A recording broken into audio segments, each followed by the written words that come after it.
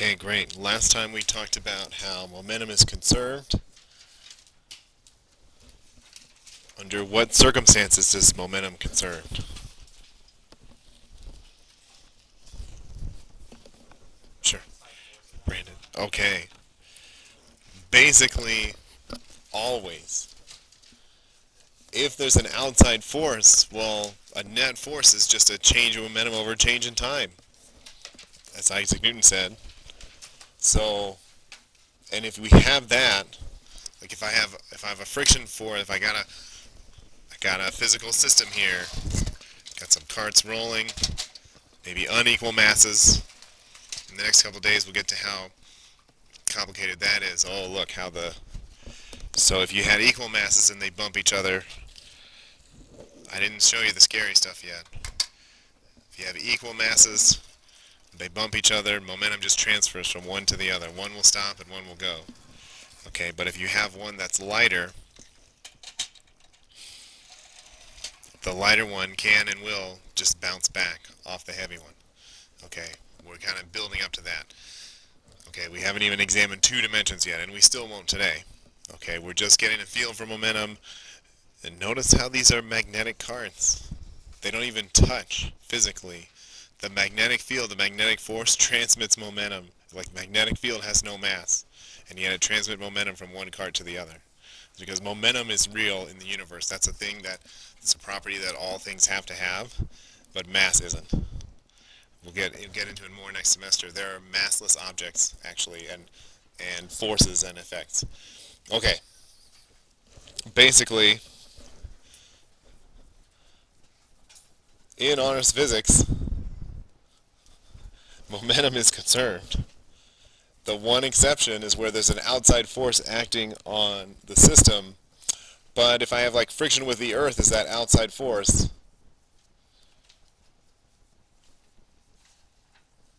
what is that friction doing with momentum? This was last Thursday. It's not that too hard. Somebody other than Braden. Let's see. Carl, where does it go? If my carts, I just put one cart, it goes back and forth and it stops.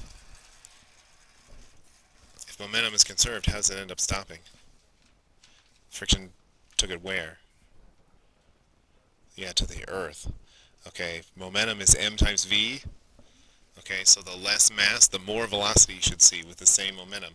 But the Earth's mass is 6 times a trillion kilograms. 2 trillions. Not 2, but trillion times a trillion.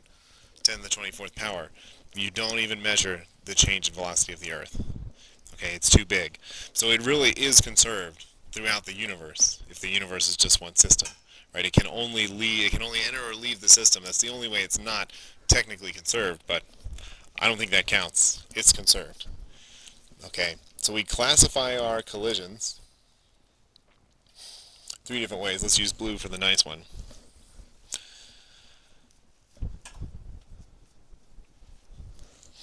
The first type of collision is elastic, and that's where your kinetic energy is also conserved. The key is to recognize the vocab here. Okay, elastic is like springy or bouncy. If I have elastic in my shirt and I stretch the shirt and then I let go, it springs back to the way it was. So kinetic energy stays the way it was with an elastic collision. Okay, the momentum might change. One object might move faster or slower. I can do two carts with different speeds. The faster one catches the slow one, and they just trade speeds. Okay, if I didn't have any friction on the track, that would be an elastic collision. That's okay. Okay. That actually means a lot more math. What's kinetic energy? How do you calculate it?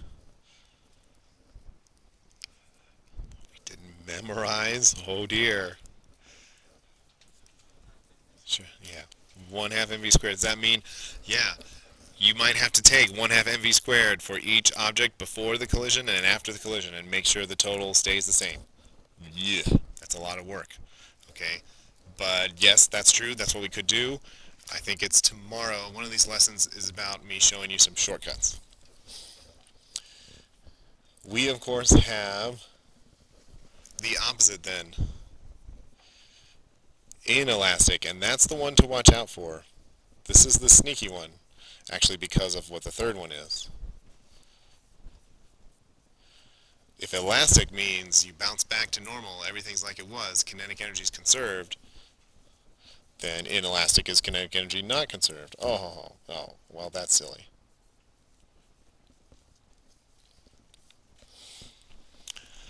If kinetic energy is not conserved, that means momentum is the only thing that's conserved. So it's actually easy to write an inelastic problem that's not complete, that's not solvable. Oh yeah. So if I'm going to make a typo on a question, I might say inelastic collision and then not give you enough information. Because you can assume the masses of these objects don't change usually. Like, okay, honors physics, we don't have the math tools to do rockets or anything. And things don't break apart usually. So their mass stays the same. But if I don't tell you one of the final speeds, then you can't solve the problem. Because you don't have enough information. So look hard for clues. If all you see is inelastic, look hard for some clue about what happens to those objects after the collision. Does one of them stop? Does one of them double in speed? I might do some sort of sneaky question. Okay. And the last one, hopefully it will come to be your favorite. But you gotta remember what these words mean, so write them down. Completely. There should be another E in there.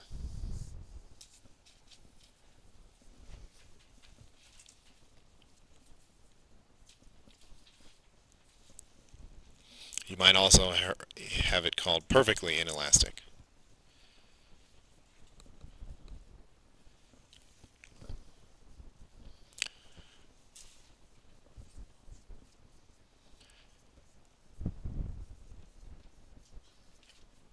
That means they stick together.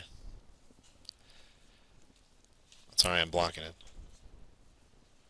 So the final velocity of object 1 equals the final velocity of object 2.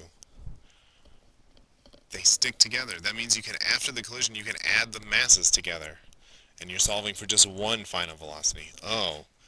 So I could give you two objects with any starting velocities I want and just say completely inelastic. And you can solve it. Because you add the masses together and there's only one possible thing to solve for. Okay, what I trick myself sometimes is I think I'm making a completely inelastic problem and I just write inelastic. So it has to say both. Completely inelastic is like the separateness of the objects is destroyed. They're completely joined. It doesn't mean kinetic energy goes completely to zero.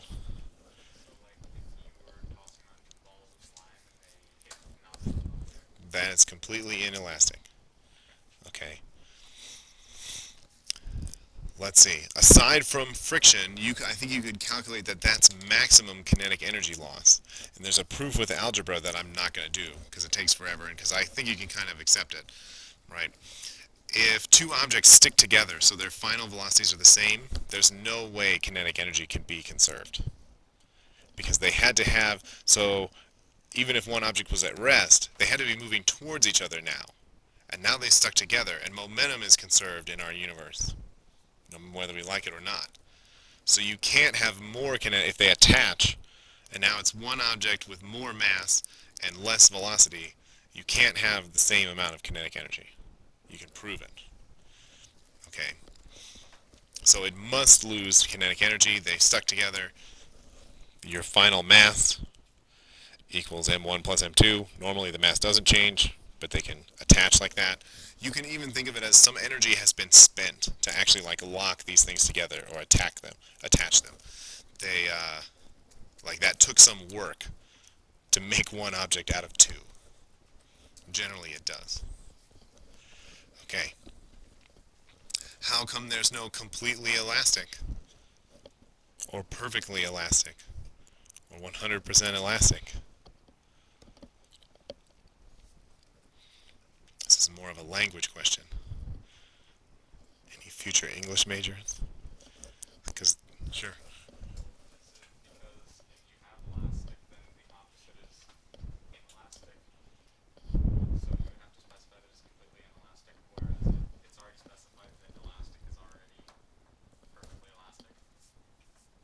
That's right. Okay, it's redundant to say perfectly elastic. Elastic, kinetic energy is 100% conserved. Not sort of, kind of, maybe conserved. 100%. If you didn't conserve 100% of your kinetic energy, you lost elasticity already. You're already inelastic. Okay. The fourth option is actually super elastic, that I don't test over because it's complicated. But if something exploded, I can rig one of these springs to trigger at contact. So it can happen. Oh, it didn't fire. Maybe. Yeah, okay. It can happen where something explodes or triggers somehow in the collision and you end up with more kinetic energy, but that was stored mechanical energy or kinetic energy or something. An explosion is called a super elastic collision. Okay. Last little bit, let's get way down here. Okay, and then I gotta cut the video and do the examples. And I forgot. Move up. Okay. Okay.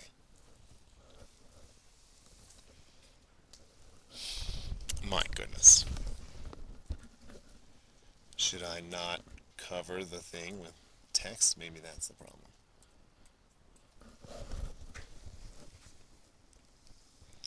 But I want to write big and clear. Okay. Oh, it's undoing the extent. When Alright. Learn some more every day.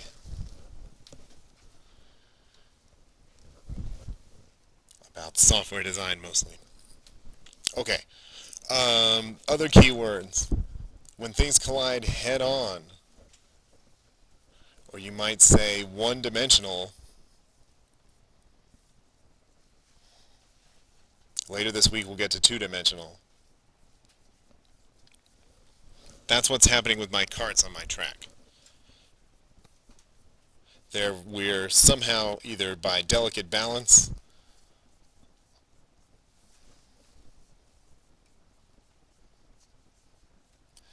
either by good luck or delicate balance, or they're actually on a track somehow. We're only working in one dimension. So there's keywords when you say head-on, one-dimensional, it'll say elastic or inelastic, whatever, go on to describe the collision. That means just work in one dimension. Basically, don't worry about it. Everything's on the x-axis. Velocities, positions, momenta, they're all on the x-axis. Don't worry. Okay. We got to contrast that with glancing.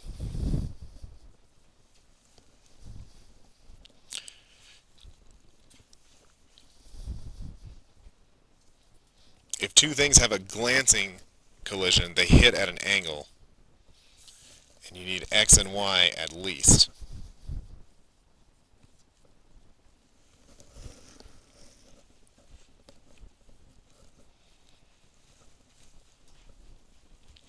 If you ask the AP class, they have to do a few real glancing collision problems. And they're a nightmare. They're so hard, like College Board on the AP Physics test couldn't ask you to solve a glancing collision problem, but they could ask about them. Like they could give you part of the solution or something, and you're supposed to know what happens. So in AP we have to study them anyway. Here we'll have one nice glancing example that you can do. How do you think we make it so easy? What type is super easy? I could use a 90-degree angle. It doesn't stay 90 though. So I will use easy angles. I promise. Sure, Carl. Oh no. Even if we do that, you have conserved momentum, you have other things going on, it gets to be a huge mess. The only easy way to do a glancing collision is which one of those first three things do you think was the easiest?